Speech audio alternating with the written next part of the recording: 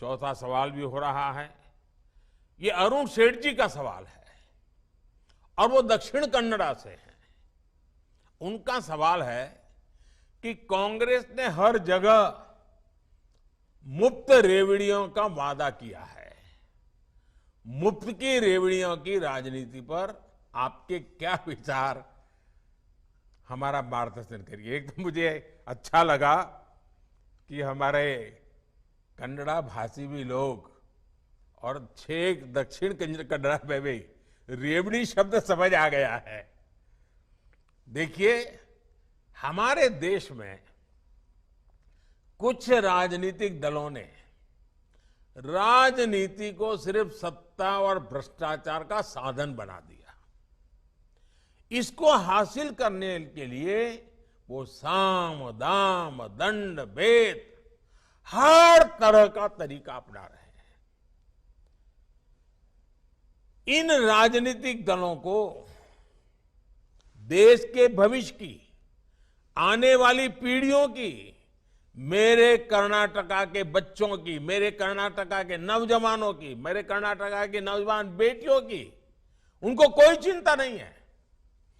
मुफ्त की रेवड़ी की राजनीति की वजह से कई राज्य इतना बेतहाशा खर्च अपनी दलगत राजनीति की भलाई के लिए कर रहे हैं, राज्य कर्ज में डूबते चले जा रहे हैं और आने वाली पीढ़ियों का भी वो खा जा रहे हैं। देश ऐसे नहीं चलता, सरकार ऐसे नहीं चलती। सरकार को पीढ़ियों बनाने का लिए भी काम करना होता है। सरकार को वर्तमान के साथ साथ भविष्य का भी सोचना पड़ता है। सरकार सिर्फ सुबह शाम रोजमर्रा की रोजी रोटी कमाने वाली जिंदगी पर नहीं चल सकती, बल्कि उसको एसेट क्रिएशन पर काम करना पड़ता है, संपदा बनानी पड़ती है, ताकि दशकों दशक तक देश के हर परिवार का जीवन ठीक से चलता रहे। इसलिए बीजेपी शॉर्टकट नहीं, बल्कि विकसित भारत के निर्माण के लिए काम कर रही है।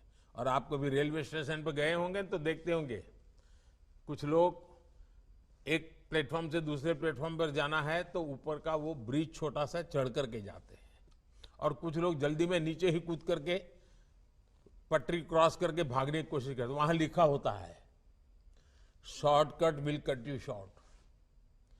ये सब जगह पे लागू होता है। साथियों, बीजेपी सिर्फ 5 साल के नहीं, सिर्फ हमारी सत्ता के लिए नहीं, बल्कि हम देश के लिए सोचते हैं। हम दल के लिए नहीं, देश के लिए सोचते हैं। हम सिर्फ हमारी आज की चुनाव की राजनीति के लिए नहीं, हम 25 साल में भारत को कहां ले जाएंगे, इस सपनों को साकार करने के लिए काम कर रहे हैं। हाँ, कुछ तात्कालिक चुनौतियों से निपटने के लिए देश के गरीब परिवारों को हर संभव सहायता दी जा रही है, वो सरकार का दायित्व है। अब कोरोना वैक्सीन के समय हमें जरूरत लगी तो हमने मुफ्त वैक्सीन दिया देश को, क्योंकि जिंदगी बचानी थी, और वो आज मेरे देश को आगे बढ़ाने में काम कर रहे हैं। मुफ्त राशन देने की जरूरत पड़ी, देना था, दिया, क्योंकि देश में कोई व्यक्ति भूखा नहीं रहना चाहिए। लेकिन देश को आगे बढ़ाना है तो हमें ये रेवड़ी कल्चर से मुक्त होना ही पड़ता है। बीजेपी सरकार आज पूरे देश में आधुनिक फिजिकल, डिजिटल और सोशल इंफ्रास्ट्रक्चर पर अभूतपूर्व निवेश कर रही है। यही आज की पीढ़ी के साथ साथ भविष्य की पीढ़ियों को भी काम आने वाला है।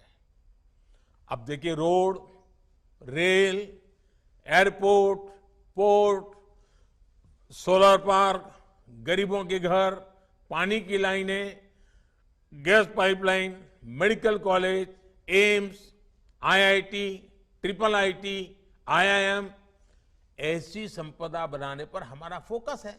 अब आज से 25 साल पहले अगर मेडिकल कॉलेज बनाई होती तो आज देश के पास लाखों डॉक्टर होते हैं। हमें डॉक्टरों की कमी नहीं होती। नर्सिस की कितनी कमी है। अगर आज से 20, 25, 30 साल पहले आवश्यकता के अनुसार नर्सिस की कॉलेज बन गई होती तो आज देश में बच्चियों को अपना भविष्य बनाने के लिए कितना काम आता था। लेकिन उन्होंने उस समय की राजनीति की, भविष्य का सोचा नहीं। अब आज हम कितना ही दौड़ लगाएं, लेकिन जो 25 साल बर्बाद हो गए वो तो हो गए।